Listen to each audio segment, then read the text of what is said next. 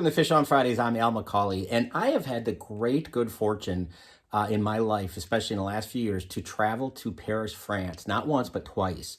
And I fell in love with the city the first time I got there. But I tell you, it's a beautiful place. And among the most famous attractions of anybody who goes to Paris, and one of my favorites is Notre Dame, the Cathedral of Notre Dame in Paris.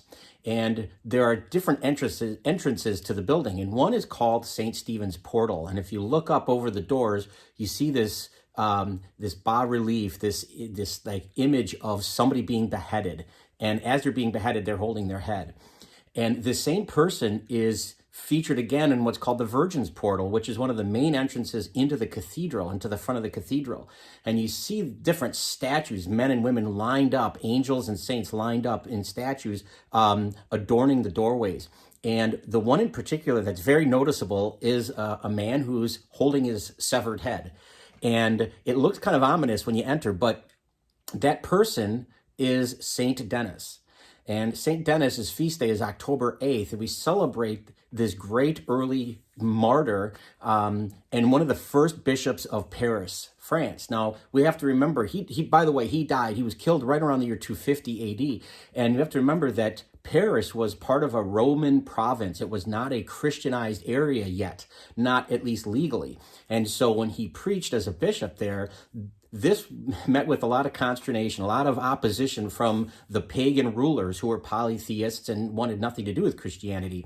And it said that, again, around the year 250, that Denis, who was the bishop, and a priest and a deacon were all martyred on a hill, which is now, was dubbed at the time, the Mount of Martyrs, or Montmartre. If you've ever been to Paris, you know that's the art district. It's very famous for the Sacré-Cœur, the great church there. And from secular wise, it's known for the places like the Moulin Rouge. But it's a very chic district and artistic kind of a place. But it's said that when he was beheaded, Denis was beheaded, he didn't want to be buried there on that mount. And so he picked up his severed head and he walked probably the equivalent of 5 to 6 miles, preaching the whole way until he found the place where he apparently wanted to be buried, and he collapsed and then he perished.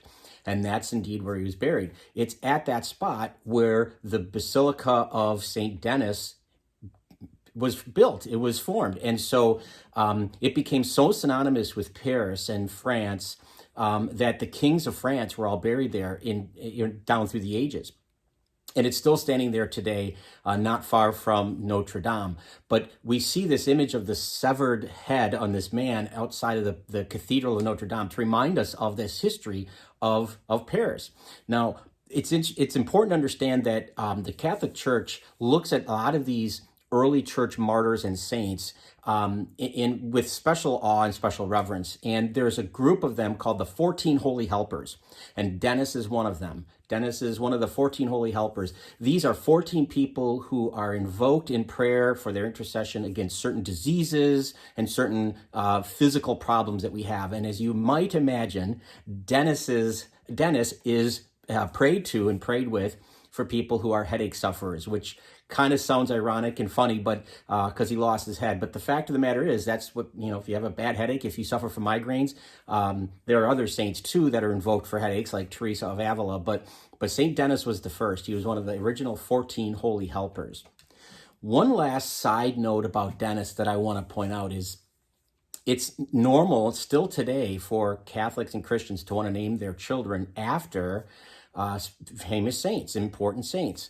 And girls couldn't take the name Denis. But what's interesting is when the English were introduced to the life and legacy of St. Denis, in their accent, which I will not try to replicate, they would call him Saint Denis and St. Denis. So the Basilica of Saint Denis is how it was referred to in the English-speaking world.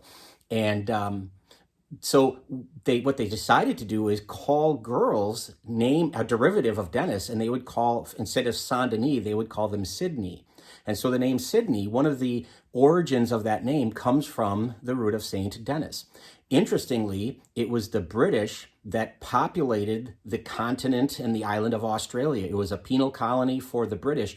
And over the centuries when they populated, and what is one of the largest cities if not the largest in Australia, is Sydney, and it's named after St. Denis, Saint Denis. So just a little bit of an aside there. On a personal note, I think I want to say, full disclosure, my father-in-law's name is Denis. He passed away several years ago, but he's never far from our thoughts and our prayers. And so this particular episode is dedicated to him and his memory, St. Denis. So I hope you find this helpful. I hope you, if you ever have headaches, pray to St. Denis, and hopefully he can help you out. But if you ever get to Paris, check it out. You'll see likenesses of him throughout the city in honor of this great person. So thanks for watching. I hope you will continue to watch Fish on Fridays every Friday. We'd love it if you'd subscribe to our YouTube page, follow us on Facebook. But until next time, be good to each other, and God bless.